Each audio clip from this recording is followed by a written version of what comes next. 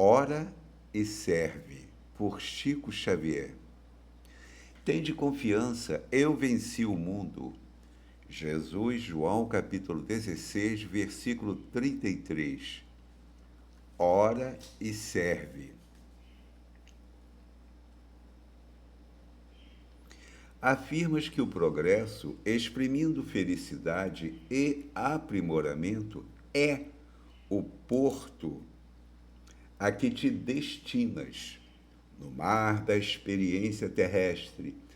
Mas se cultivas sinceridade e decisão contigo mesmo, abraça o trabalho e a prece, como sendo a embarcação e a bússola do caminho. Rochedos de incompreensão escondem-se traiçoeiros sob a crista das ondas, ameaçando-te a rota. No entanto, ora e serve, a prece ilumina, o trabalho liberta. Monstros do precipício surgem à tona, inclinando-te à perturbação e ao sossobro. Contudo, ora e serve. A prece guia, o trabalho defende. Tempestades de aflição aparecem de chofre, vergastando-te o refúgio. Entretanto, ora e serve. A prece reanima, o trabalho restaura.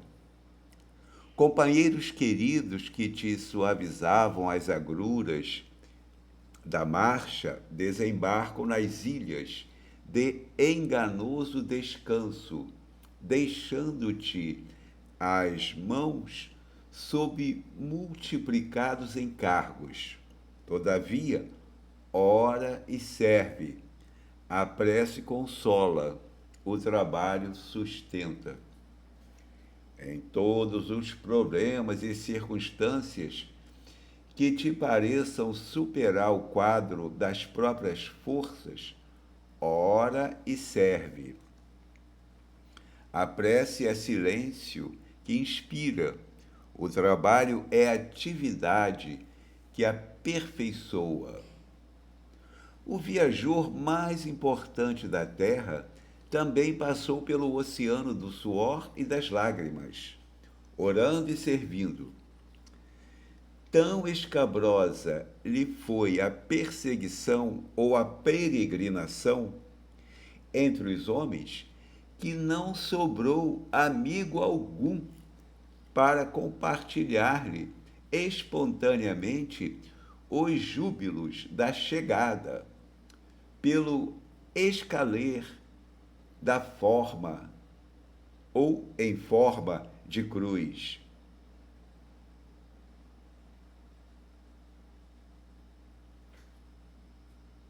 Tão alto, porém, acendeu ele a flama da prece, que pôde compreender e desculpar os próprios algozes, e tão devotamente se consagrou ao trabalho que conseguiu vencer os abismos da morte e voltar aos braços dos amigos vacilantes, como a repetir-lhe, em regozijo e vitória: tende bom ânimo, eu estou aqui. Livro Justiça Divina, Editora FEB, capítulo 39, Espírito Emmanuel, psicografia de Chico Xavier. De fato, sem oração e sem trabalho, fica difícil vencermos as dificuldades do mar da vida. E não nos iludamos. Quando vencemos uma etapa de espaço e tempo, outra etapa surge ainda mais desafiadora, porque faz parte do processo evolutivo. Nós vamos vencendo etapas desafiadoras. E à proporção que avançamos no entendimento, no amor, na sabedoria, na compreensão da vida, os obstáculos tornam-se ainda maiores. Por quê? Porque nós já estamos preparados para vencê-los. Mas precisamos da ajuda do mundo espiritual, do amparo de Deus, do amparo de Jesus. Portanto, é necessário orar e servir, orar e trabalhar. Não podemos também orar e cruzarmos os braços e esperarmos a ação dos Espíritos fazendo tudo para nós. De jeito nenhum. Nós vamos orar e vamos receber as instruções e a direção que temos que tomar. Mas é preciso lembrar, a prece guia, o trabalho defende. Então é necessário que haja o desejo de usar a ferramenta chamada trabalho. E, igualmente, o escudo chamado prece, chamado oração. Mas não é repetir palavras numa oração decorada. Nós temos que sentir as palavras que pronunciamos, como num diálogo natural e simples, diretamente dirigido a Jesus, que é o governador do planeta Terra. Sabemos que é difícil imaginarmos isto, mas prestemos atenção. Nós somos espíritos. Nós não temos uma alma, nós não temos um espírito. Nós somos o espírito. E estamos transitoriamente num corpo de carne. Ora, Jesus também é espírito. Deus também é espírito. Jesus, até no diálogo com a mulher samaritana, fala para ela que Deus é espírito. É Jesus que fala, não sou eu não. Jesus que fala para a mulher samaritana. Deus é espírito. E Jesus também é espírito. E ele continua governando os nossos destinos como espírito imortal que é. Tal como nós somos, espíritos imortais. Observemos, como está lá no capítulo 28 das anotações de Mateus, Jesus já ressuscitado volta e diz: eu estarei convosco até o fim dos tempos, dos séculos. Ou seja, sempre, estará conosco sempre. Tempestades de aflição aparecem de chofre, vergastando-te o refúgio. Entretanto, ora e serve. A prece reanima, o trabalho restaura. Companheiros queridos que te suavizavam as agruras da marcha, desembarcam nas ilhas de enganoso descanso, deixando-te as mãos sob multiplicados encargos. Todavia, ora e serve. A prece consola, o trabalho sustenta. Em todos os problemas e circunstâncias que te pareçam superar o quadro das próprias forças, ora e serve. A prece é silêncio que inspira, o trabalho é atividade que aperfeiçoa. O viajor mais importante da Terra também passou pelo oceano do suor e das lágrimas, orando e servindo. Tão escabrosa lhe foi a peregrinação entre os homens que não sobrou amigo algum para compartilhar-lhe espontaneamente os júbilos da chegada pelo escalé em forma de cruz. Então, aquela embarcaçãozinha que conduziu Jesus à própria morte, à própria ressurreição, em forma de cruz, na verdade, é a ratificação da sabedoria e do amor de Deus, mostrando que a vida continua. Paulo de Tarso chega a dizer que se Jesus não tivesse ressuscitado, nós não teríamos hoje o Evangelho. O Evangelho teria morrido com ele na cruz. Por quê? Porque todos os discípulos fugiram, assustados e assombrados com a prisão e a morte. Mas ele ressuscita, ele volta, mas não volta numa visão mediúnica apenas. Ele fica 40 dias e 40 noites, materializando-se e desmaterializando-se, entrando pelas portas fechadas das salas onde eles se reuniam, porque já havia começado a perseguição aos cristãos, e os cristãos então se reuniam em lugares ermos e escondidos, para não serem mortos pela ignorância religiosa da época ou pelo poder arbitrário e tirânico do Império Romano. Então, eles se reuniam em lugares ermos e escondidos e de portas fechadas. E Jesus entra pela porta fechada e conversa com eles.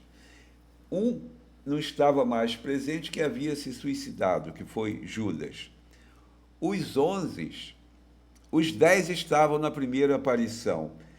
Na segunda, os 11 estavam lá, incluindo Tomé. Mas Tomé, mesmo vendo, não acreditou. Como tem pessoas ainda hoje que, mesmo vendo os espíritos, não acreditam. Aí o que Jesus faz? Torna-se não só visível, mas também tangível. E Tomé pode tocar nas suas mãos e perceber a verdade, a realidade da imortalidade. Depois ele se desmaterializa de novo e sai pela porta fechada. Então é algo extraordinário. Nós precisamos estudar o Evangelho como a orientação da espiritualidade superior por meio da mediunidade, porque estas comunicações dos espíritos, cujos corpos morreram e eles voltaram e escreveram centenas e centenas de livros por meio da mediunidade, essas comunicações ratificam, criam, demonstram a veracidade das narrações dos evangelistas, porque os espíritos superiores buscam nos arquivos do mundo espiritual os pergaminhos originais da narração dos evangelistas, porque estão tudo arquivado lá no mundo espiritual. Os superiores podem acessá-los e mostrar para nós a verdade. Muitos estudiosos, inclusive materialistas, duvidam e pesquisam e fazem escavações daqui e dali, buscando esse ou aquele pergaminho, essa ou aquela anotação, mas nós espíritas não precisamos estamos dispensando essas escavações. Nós não precisamos da opinião dos homens encarnados. Nós necessitamos da orientação dos espíritos superiores que acessam no mundo espiritual a verdade da narração dos evangelistas. Então, para nós, não há dúvida. Nós podemos construir fé absoluta na narração dos evangelistas. Evidentemente que com as traduções de uma língua para outra, ocorreram alterações, mas relativamente pequenas. Por quê? Porque quando alguém está traduzindo o Evangelho, esse alguém está sendo monitorado pelo mundo espiritual. Alguma bobazinha aqui e ali da vaidade humana, que nós vemos até entre os próprios espíritas, quando traduzindo ou escrevendo os versículos, alteram aqui e ali também, faz parte da vaidade humana, do orgulho, da ignorância humana. Mas a espiritualidade superior está monitorando tudo para que a essência da mensagem de Jesus não seja perdida. Pelo contrário, cada vez mais ela possa ser espargida, divulgada, compartilhada com toda a humanidade, mesmo entre os materialistas, porque com o auxílio da ciência, cada vez mais nós teremos acesso às verdades do Evangelho e das mensagens espíritas, inclusive com os mecanismos da própria ciência. Imaginemos alguém que tem poder e é materialista, mas alguém que tem poder mesmo, na elite que governa as nações, começar a receber mensagem da mãe, do filho, dos amores desencarnados via celular, na palma da mão, uma videochamada de uma mãe, de um filho querido, de alguém. Não estamos falando de cartas psicografadas, estamos falando da ciência, da tecnologia. Porque cada vez mais a ciência avança na tecnologia da informação, essa tecnologia da informação, que agora com a inteligência artificial ainda mais aprofunda e organiza e resume todo o conhecimento humano. Imaginemos o computador quântico, o celular quântico.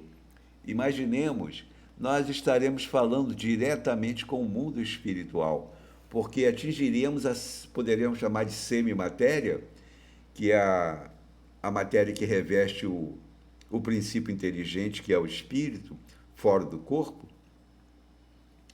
Por enquanto, essa semimatéria não é vista a olho nu, somente os médiuns conseguem vê-la.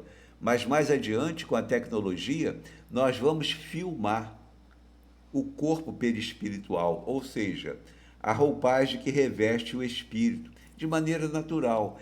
E haverá um entrelaçamento cotidiano com o mundo espiritual, sem sobrenatural, sem as bobagens do sobrenatural.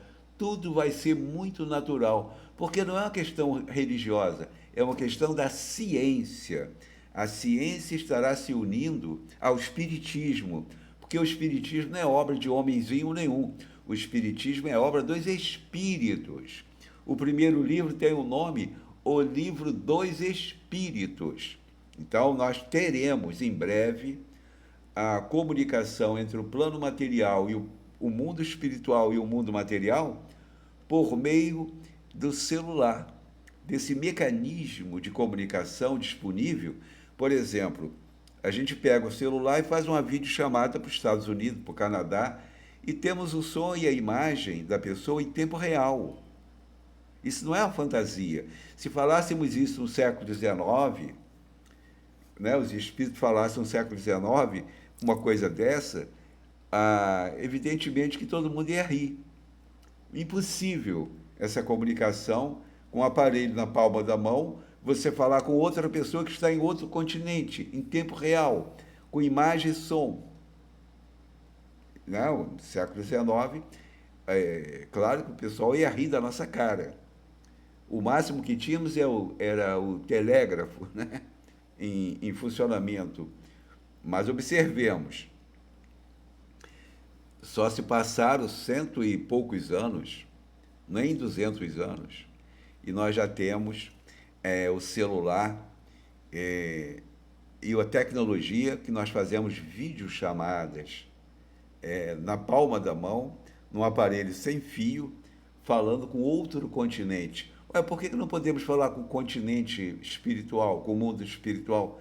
Qual a dificuldade? Se a tecnologia deles é muito mais avançada que a nossa. Precisaremos de progresso moral para merecer tal dádiva. Poder falar com um filho amado que desencarnou, uma filha, uma esposa ou um esposo, alguém do nosso grupo afetivo que esteja fora do corpo de carne. E até recebermos as instruções dos espíritos também com um videotexto, não é, com um texto diretamente dos espíritos, vamos dizer assim, numa psicografia eletrônica, ou com o amparo da ciência. Ora, então, é a união da ciência com a religião. Mas que religião? Ué, a religião dos espíritos. Nós somos espíritos. As religiões postas até aqui colocam o espírito à parte. Tem gente que fala, fazer uma oração pelo espírito de fulano, como se o fulano fosse alguma coisa à parte. Não é? Não, a verdade não é. Nós temos que fazer uma oração pelo fulano. Ele é o espírito. O corpo de carne morre, é natural. É uma roupa, como uma roupa usada, e que ficou rota e que precisa ser trocada. Ora, então nós somos espíritos, não tem morte, só tem vida. Tende confiança, eu venci o mundo. Ué, como que Jesus poderia falar isto morrendo numa cruz? Mas ele ressuscitou. Não é? Nós vamos ver que ele fala em Mateus, no capítulo 28, Mateus narra no capítulo 28, dizendo: eu estarei convosco até o fim dos séculos. Ele já voltou, não tem segunda volta, como a teologia humana fica prometendo para o povo. Na verdade, ele já voltou, ele não vai voltar novamente. Né? Tem umas pessoas mais loucas que ficam dizendo que ele vai vir numa nave, não sei o quê, alienígena, como se Jesus precisasse de uma nave para chegar até nós. O espírito de alta hierarquia se locomove no tempo e no espaço, na velocidade do pensamento, simplesmente pela vontade. Não há necessidade de uma aparelhagem, de uma parafernália material para que ele se locomova. Ele tem todo o poder sobre a matéria. A matéria obedece o comando da sua mente. Ele dá uma ordem ao vento, o vento obedece. Dá uma ordem ao mar, uma ordem mental, e o mar obedece. Dá uma ordem aos bacilos de Hansen para sair do corpo do hanseniano, do leproso, os bacilos saem tudo imediatamente. Porque os bacilos, os vírus e as bactérias se comunicam conosco pelo pensamento, como diz André Luiz no livro Mecanismo da Mediunidade. Então, nós precisamos entender quem é Jesus. Necessitamos conhecer Jesus, né? Muito além do que se fala por aí de religião. Ele está muito além, ele é o governador do planeta Terra. Ele é o governador do nosso destino.